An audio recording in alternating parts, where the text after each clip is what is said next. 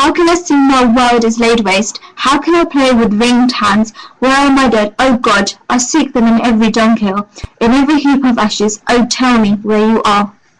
So why did you both choose to take part in the Lessons from Auschwitz project? As someone who's half Polish, I've always been really interested in learning about World War II.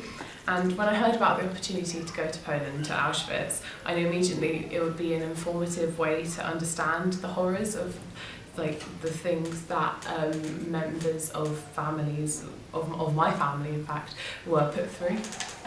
My granddad was always obsessed with the war, but mainly the planes, and so we spent our childhood going to Royal Air Force, but we never really looked at the Holocaust, if that makes sense. And then when I was signing up for this, my uncle told me that his mother-in-law, when she was in Brittany as a child, she would work for father smuggling Jews. So she'd take little packages to the Jews to make sure they were okay, and then she had no idea what was going on, she couldn't look in the bags, but she unknowingly had helped a lot of families get protection and food. And what kind of activities did you take part in on the day?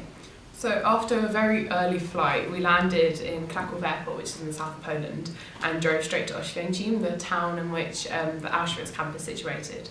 And before making our way to the actual camp, we stopped off in the Jewish cemetery in the town, which to our surprise was actually locked when we got there, which we found out was because vandalism still took place in the cemetery, which is really quite upsetting.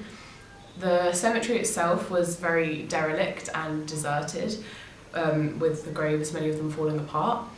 This was because even though before the war there were 58% Jewish people living in the town, there were now no Jews in Oświęcim. After this we went to Auschwitz. My first thought of the camp was how different it actually was compared to what I was expecting. It was filled with rows of brick buildings which were old army barracks.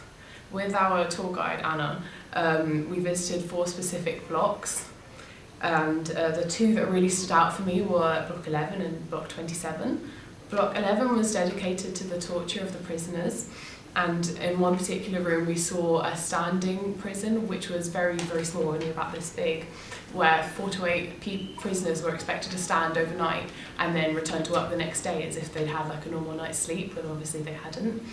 And Block 27 was more dedicated to the specific stories of prisoners, and there was one room which they had recreated drawings that children had drawn on the walls in Auschwitz, and they were just drawing what they could see, and there were some quite disturbing images. After Auschwitz went to Birkenau, which was Auschwitz 2. One thing I remember when we got there, because we'd already walked around the cemetery and the Auschwitz 1, and we were all kind of getting, well, not tired, we'd been walking for hours that day, and some of us were kind of flagging a bit. And I remember the guide we had from the trust saying to us, this place isn't built for comfort, and that's something that I've remembered. And it's kind of thinking, we've been here for 3 hours, and they lived here for years, and they went through much worse than we went through. And also it was really cold, and we went in October. I'm thinking about how hot it would be in summer and how cold it would be if we went today. And they'd have no layers of clothing, they'd have thin clothes. We walked through the path, and we got to the train track, so you'd have they'd come off the cattle cart and they'd be separated to men and women, and then one group would go to the barracks, or they looked like wooden sheds that they'd live in, and then the others would go to the gas chamber. We walked along the walkway to this gas chamber, and it's weird to think that millions of people have walked that path, but we're the only ones who would come back.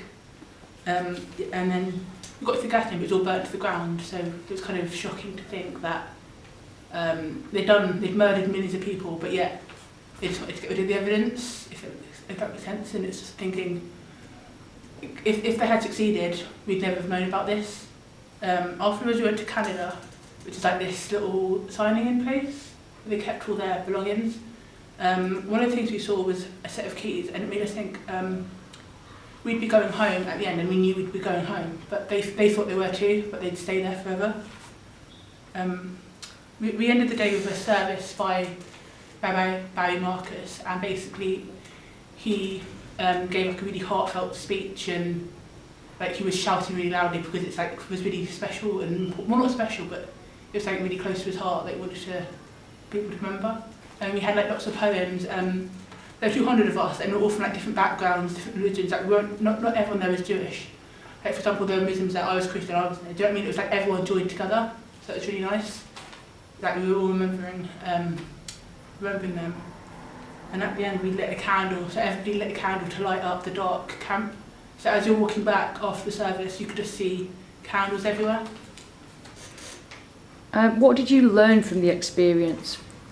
Well, one of the main themes throughout the day was not to focus on the statistical figures of the war and how many people died in Auschwitz, but more on the personal stories of specific victims. And so the day helped me understand the effect that these events must have had on millions of specific families across Europe, not just Europe as a whole. I just kind of thought about one thing. So crucially, the Jews weren't the only victims of Hitler's final solution. They were like the disabled, Soviet prisoners of war, homosexuals. That's just 3 examples. But we need to remember everyone as humans, but we still need to respect the Jews, because the Holocaust was specifically the Jews, because Hitler kind of intended, he intended to get rid of the Jews, but the others were kind of, it just happened, if that makes sense. We need to kind of remember the whole big group, but have the same respect for both, because they're all people who ended up there. And why did you feel the experience was useful for you? As Catherine mentioned earlier, we went in the middle of October, meaning it was really cold, and even though we were all dressed in lots of layers with coats and hats and scarves and things, it was still very, very cold, especially towards the end of the day. And it helped me to understand just how harsh the conditions must have been for the prisoners there, who were obviously just in striped pyjamas. They weren't dressed as warmly as we were, and yet we were still feeling the cold, probably not even half as much as they would have done.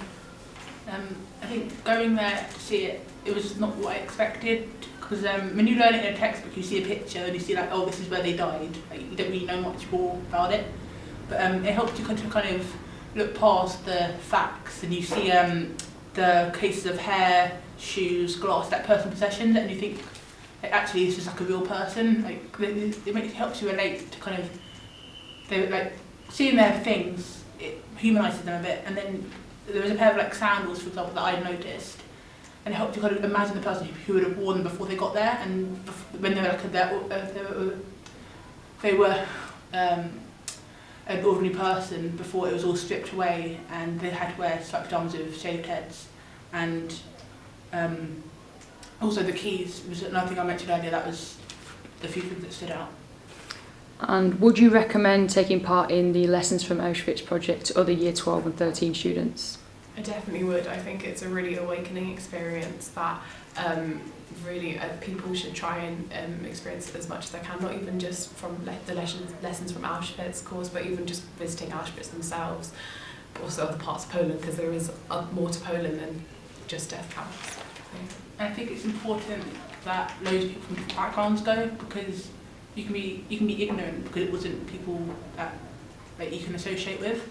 And also I think you need to go with the right intentions. Like when we were there, I saw a couple taking a selfie outside or in the barracks. It's like, why would you do that? Like if you go there, you need to be prepared for what you're going to see, but you also need to respect that it's there. Okay, thank you. Barbara Stimler, a Holocaust survivor who was in Auschwitz from 1943 to 1944, followed by Pick Shaw and Bergen-Belsen. She was the sole survivor of her family. It was getting lighter. I could see there were like blocks, and a girl coming from a block. She has no shoes, she has no hair, her dress is far above the knee. I thought maybe this block, maybe some children. Girls got made and they're keeping them together in a madhouse. Not thinking in a couple of hours I would look exactly the same. And we are marching, and they are counting us, and marching and counting us, and marching and counting us, non-stop counting. Till we got to a big room, big room. There on one of the blocks, full of SS men with the beds, undress in German. And there were also men, Jewish men, working, and the striped. They looked like striped pyjamas. Of course they had to do what they were told to do. And in 1 second we had all been undressed like God bore us, and beating and doing this and doing that. We had to go all round, single, all around this room, going round and round and round, and they were still picking up girls and women, sorting out. all the time sorting out and putting us in the gas chamber, but who knew it? I was still very ignorant. I still did not know what was waiting.